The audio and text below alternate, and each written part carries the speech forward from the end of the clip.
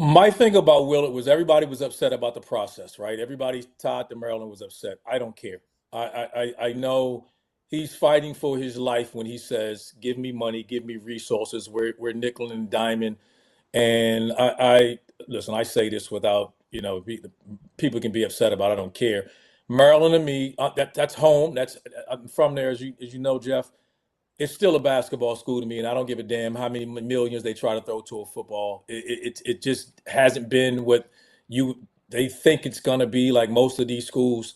And if they should have been more resources put in that program. So I don't blame him for saying some of the things that he said. I could care less. People who are upset with thinking about it with their heart. Now he goes to Villanova school. He doesn't have to worry about that.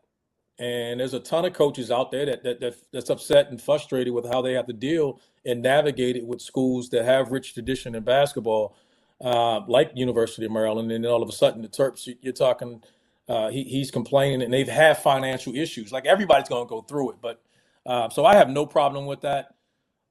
They rebounded well. That was a major hiccup. I felt like their athletic department, their school, their trustees, they screwed up in a sense of allowing it to get to that far. You should have extended him. When you knew the AD was leaving, then you bypass it. There's too many layers. Matt, you know this as well. There's too many layers involved in this that they should have been ahead of this if you wanted him. So my take, they just didn't want to extend him. For whatever that reason is, I look at it as you didn't want to extend him. You didn't give him the contract or whatever that is. And then obviously he felt as though, positive, maybe you did. And he felt as though, you know what, I can get out of here, go somewhere else. I got this Villanova job, which we know he has. And he took it and said, hey, I don't have to sit here and fight over financial reasons. I know I'm going to go there and be top dog and get all the resources I need because it's Villanova. The Buzz Williams hire is, listen, I'm a fan of Buzz. Let's go McCall first. Let's go McCall first on Willard, and then we'll get back to the Buzz conversation. Yeah, I mean, I'm with RC in terms of like, let's be proactive. Let's not be reactive. Like when we get to this point, we're reacting. And my only knock on Coach Willard, and I don't know how you handle that situation. And Will Wade was in a completely different situation being at McNeese, but he was just forefront, honest, open, and yeah, of course I've talked to him. This is what it is. Of course I've talked. Can you be at the high major level? I don't know. I don't think you can. And that was the knock. It's like you see what this guy's doing at McNeese, and he's being open and honest and upfront. And this is what Maryland fans are seeing, but you can't. I don't think you can. So that's not a knock. And you know this, Matt. 90% of the coaches that you gotta lie. 90% of these guys lie. Here's what I don't like their roster. I don't like their roster right now. Their roster looks completely underwhelming. I mean, you got Devin Askew. You know, you brought in Acadian Lewis, who's a freshman, who we have no idea. Askew's been well traveled. I mean, he had a good year at Long Beach State, but you know, everywhere he's been at a high major spot, you know, he's been okay. I look at their roster and I'm like, I don't know. And again, like we talked about, that's year one. Year one might be an NIT. And then you go into year two and it's like, man, you better deliver. You better deliver right away in year two. You can get, you know, one mulligan in your first year. But if you go 0 for 2, just ask Kim English right now at Providence, right? You go 0 for 2, you go into year 3 and the fan base is kind of, they're split. Are you the right guy or aren't you? And year 3 is going to determine whether you get year 4 because most guys aren't getting 4 years anymore like they used to if you don't go to the NCAA tournament. So I like the Willard hire. You know, I don't know if I love it because, again, I'm looking at the roster and I certainly don't like the roster in year one. Well, he's got time. I mean, he got time in the portal. There's additions he can ask. I think the negativity surrounding the program. Nobody left. What everybody. There's very little left in the portal. It's very little to begin with. In some cases, no, but again, give him time. He just got there. It's the negativity surrounding the transition. I don't think it helped him in the portal. I agree with that. That's a good 100%. That probably did. I totally agree with that. Because you know, could not agree with that more. Against him. The negativity surrounding the hire, the way he left Maryland, it kind of took, national news. It didn't help him at all. Didn't help him at all. Totally agree. Totally agree. All right, the buzzsaw going from Texas A&M to Maryland.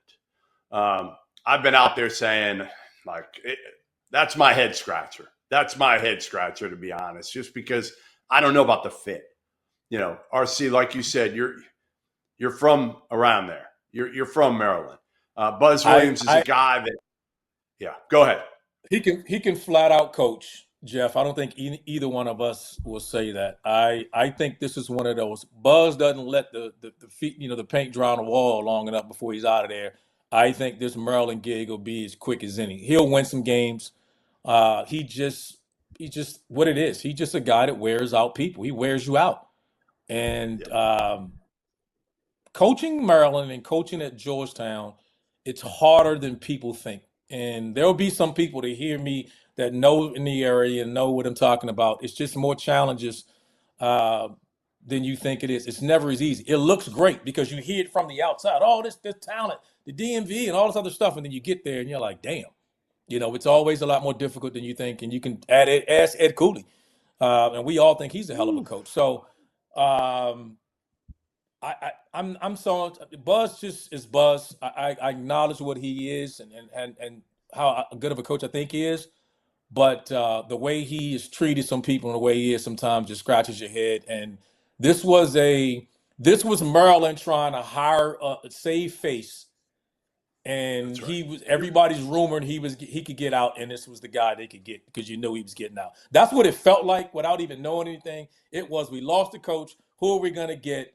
All this is movements going on.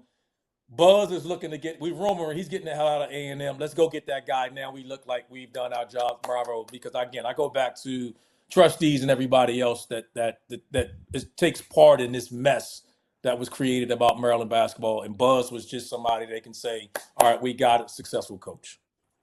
And I know, McCall, I know people will say, well, he was in Blacksburg. He was at Virginia Tech. It's not that far from Maryland. It's like a different world going from Blacksburg to College Park.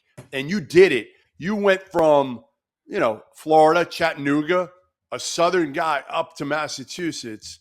And I was the first one to say I questioned it. I did. I questioned it because that would have been your head scratcher if we were doing this show back in 2017. It would have been. Matt McCall to UMass would have been your head scratcher. This one even more so because, again,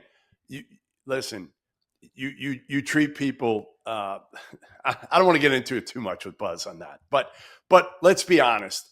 Buzz in the Northeast, I just don't know if his shtick works.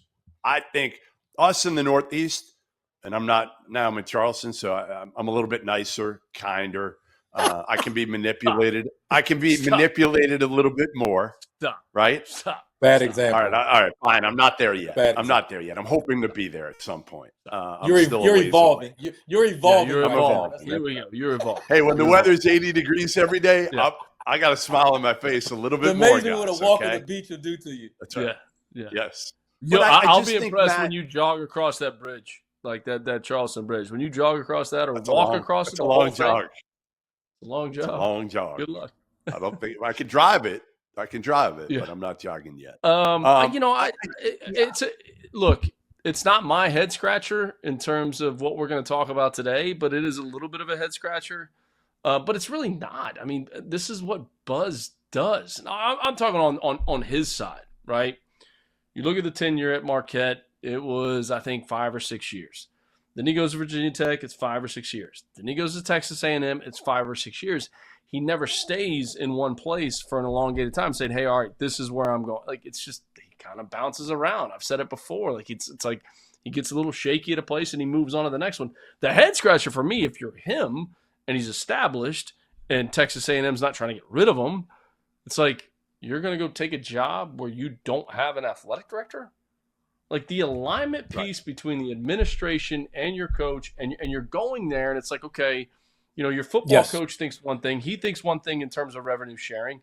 There's nobody really in charge. The president's not really in charge. So how is this going to work? How are we all going to be aligned to, go after this thing and make sure Maryland football is good, make sure Maryland basketball is good? Like, how is everybody going to be on the same page? That, to me, is the head scratcher.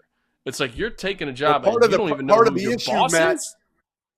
Part of the deal was A&M didn't really care that he left. Like, that's part of the deal like, here. guys, Otherwise, he wouldn't have left. He wins, but He wins. it becomes at what price?